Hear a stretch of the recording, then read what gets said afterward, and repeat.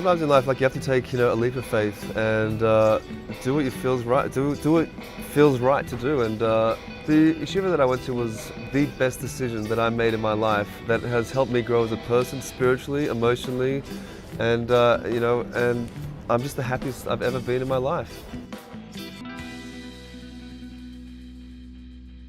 I'm from Toledo, Ohio. I went to GW in Washington, D.C., and I studied Middle East Studies and International Affairs. And I am going to solve the Arab-Israeli conflict, short-term goal. I was born in the Republic of Georgia, but came to the United States with my family when I was 8. I went to school in Washington, D.C. for college, and then to Egypt, and then to Israel, where I studied in yeshiva, and then back in the States, where I then worked in venture capital, and now I'm in New York City running a business network. I was born in New York City. I came to Israel for the first time a year and a half ago, and I've been here more or less ever since, just traveling for work sometimes. I'm a concert pianist, a vocal coach for opera singers, a performance coach for actors, and a dialect coach. I remember very rarely having any sort of interaction with other Jewish people in any sort of Jewish way. I mean, they existed and I existed, and that was the end of it. My life was completely devoted to my academic and especially my professional pursuits as a classical musician, as a pianist. I was on a birthright trip 5-6 years ago. I'm walking in the Shuk in Tel Aviv, and one of my favorite songs comes on by Pink Floyd. And it's coming out of this guy's little booth where he's selling candy and all his stuff. This old man at the counter is singing this Pink Floyd song, so I go over to him and I start singing to it. All you touch and all you see is all your life will ever be. So I go over to this old guy and we're singing together, and I'm just like, this is my country. I went to grad school. I was at Georgetown, and I was doing my master's in international relations. And thankfully, I got an internship at the State Department. And from an internship, thank God I helped turn that into a job. I grew up subscribing to the typical, as I see it, the typical American Jewish narrative. It was very much a cultural thing. We know we're Jews, and that's the extent of it. I first came to Israel when I was 15 years old. I lived on a kibbutz for half a year on a high school abroad program. Eventually I came back after high school for a year. Then I had to go to college, but I needed to come back and learn more about being Jewish because it was just an incredible experience.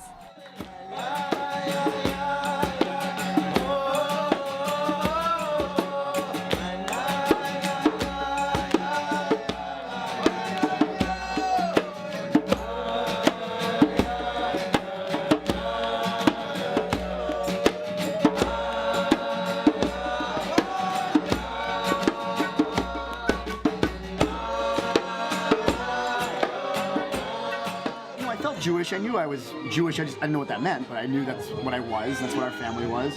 I knew the ideas, but it wasn't brought down and integrated into who I was. I wasn't living these ideas.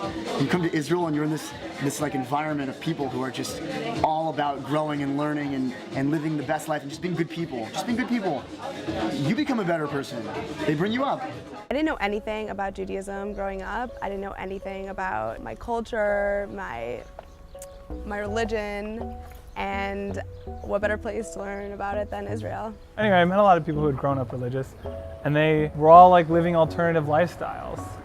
And I thought, I want to live an alternative lifestyle because these guys are cool. So I came back to college and I immediately started studying Asian philosophy. I was doing Buddhism and Taoism for a while. I lived in LA up until I was 17 years old, and then I went to university. I majored in civil engineering. I then went to graduate school and studied construction management, and then decided to study in seminary for about a year. I went to all non-Jewish schools. I went to a Christian school.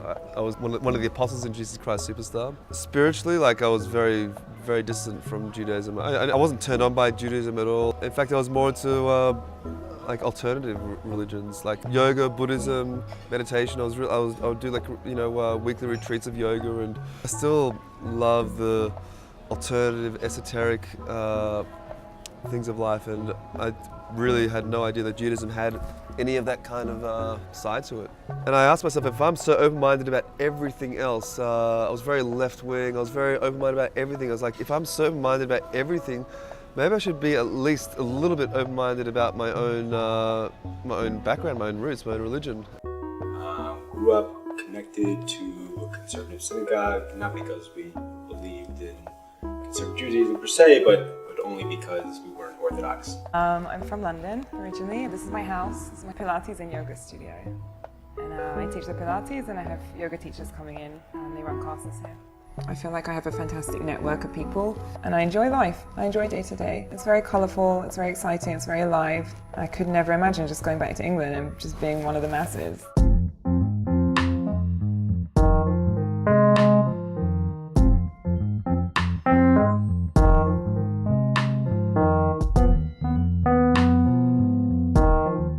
I started learning a little bit in college, but then went to Israel on a trip, a few days, 10 days I believe, where as part of the trip we visited a yeshiva. And interestingly enough, the rabbi sat me down and says, would you be open to coming here? And summarily I said, no. This was really towards the end of my college. I spent 4 years learning theory. The last thing I want to do is study more theory. And so I said, thanks, but no thanks. And he was very respectful of that. He said, no, I appreciate that answer. And that was the end of it. But I was so impressed by the level of students that were taking a break from whatever it is that they were doing to go to yeshiva, to learn about their heritage, to learn about, in depth what the Bible really states about, Tanakh and all those sort of Jewish books and texts that we hear about, but we don't really know. Basically, I ended up really enjoying the learning. And I think that for a lot of people, they might get scared, oh, am I going to become religious? Oh, am I going to spend so much time there? We always have the choice to leave. You always have the choice to be, you know what, I'm here, I tried it and I don't like it and I'm going back. But I think at least having the opportunity to try it is amazing. Yeah, I think learning, it's the core of our being. I mean, we have to grow, we have to continue to learn. So I think we can focus on ourselves in terms of understanding where we came from and who we are. At the same time, how we relate to, the greater world. I really wanted to be intellectually honest with myself and give myself a year of studying in Israel, of learning about Judaism and studying where I came from and figuring out where I want to be and how I want to move forward in my life. It's been a wonderful experience. I've been here for 9 months so far, and it's been one of the best experiences of my entire life. I've grown so much as a person. I've learned so much. My Hebrew has improved a lot, not only because I'm in Israel, but also because I'm reading in Hebrew and translating from the original texts. And it's actually really comforting because you grow up kind of learning all these things by hearsay, and then to spend the time actually looking at the original sources has really been a great source of inspiration to me. It's been a wonderful experience. When I started learning yeshiva, I was like, this stuff is incredible. Like it's very, very spiritual. It really applies to me. I connected with it in so many levels, and it taught me so much about who I am and about God and about everything. All these people were taking a break to really go and figure that out and really take some time off to really set their values straight and really understand what they want to get out of life, what kind of family they want to build. And I saw that seriousness, and I saw that focus that each and every one of those students had at the yeshiva, and it stopped me for a moment. I said, wait a second, there's something different about this place. There's a certain focus and a certain appreciation for life that you don't necessarily get in a typical college setting. So I then sort of started researching the place a little bit more. I talked to some of the rabbis, and really I was impressed all around. And I thought, the old adage of if not now, when? I figured now would be a good time to really check it out, to see if it's something that I want to be a part of in terms of the learning experience. And so I went, and really it was a wonderful experience. I'm a very visual learner, so my brain works like a puzzle. Things kind of fit into place, and if something doesn't make sense, like you kind of try to stick it in there, like jam it in as best as you can. Like you play with those big puzzles, you can't figure out where the pieces go. So when I first came to Israel, I felt like I was missing half the puzzle. Like I had the border, but the entire center was missing. And then when I started slowly learning, things started to become clear. I saw a bigger picture, and I saw things going on that I never knew. Again, in terms of the uniqueness of this community, you have this feeling that at any given time there will be someone there to help you with whatever it is you need, whether it's an idea, whether it's a question, whether it's something physical. My parents, they didn't want me to go. No, like, listen, it would be like, if you want to learn this, go ahead. But they knew if I went, I would stay. This is what they said. They said, if you come for 3 months, you're gonna come for a year, and you'll never come back. Which is not true, but that was their fear. I'm gonna do things that are different from the way my family does them. They're worried that they're gonna lose their baby, they're gonna lose their their son or their daughter, or their brother, or their uncle, whatever it is. They're gonna lose them. I'm learning, I'm working on myself, I'm growing here. Why would I cut that short? Why would I could be a half-complete person and I go home and be a very nice guy and have a nice little Jewish life, or I can go home after 2 years and be a complete person and at least complete enough to go on my own. Making the decision to take some time to do this and really invest. The same reasoning was what brought me to Europe after grad school, because I was playing all this music that was composed in France and composed in Italy and composed in Austria and Germany, and you can't really delve into those topics without being there. So I went and spent time. I was seeing the same buildings that they saw and were inspired by. So that's my reasoning for having made the decision to take a little time and learn here. Sometimes it's hard being in yeshiva and not working, especially when I have a bunch of friends who are doing pretty externally impressive things. One of my close friends is in dental school. I have 2 friends in med school. It's hard, like, on the esteem to think I'm not working. I have to learn. But first of all, it's okay, people go at different paces. Some people need to go learn and want to go learn. And the other thing was, it was these people who impress me, who I look up to, who made me afraid to be here for longer. I knew I had to be doing this, but I was embarrassed because I assumed that at least some of my friends were looking down on me. They were thinking my mom and my friends are always what are you running from? When are you gonna stop running? I'm not running from the real world that you would call it. I'm running to my real world.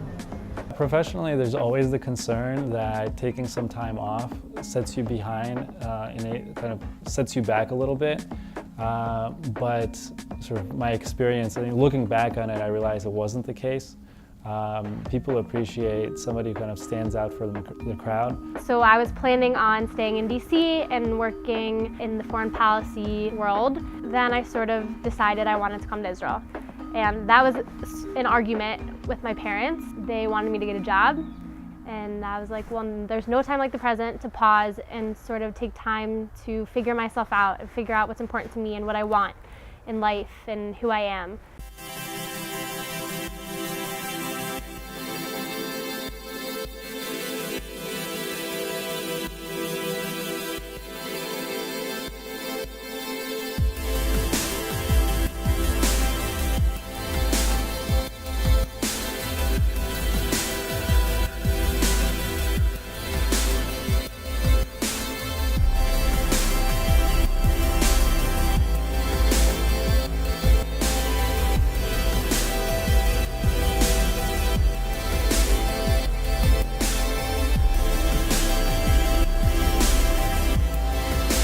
For the last 2.5 years, I was going to seminary, and for 1.5 years, I was doing college.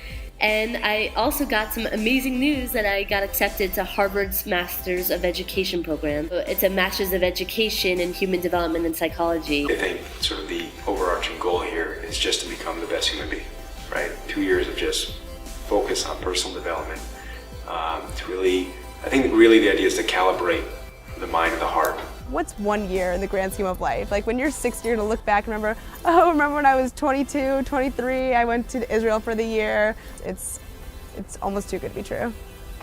In the yeshiva that I was at, you had people coming in from Argentina, Chile, Africa, Europe, Britain, and all these different places. And you know, you have this mix of everybody, and everybody's unique in their own way.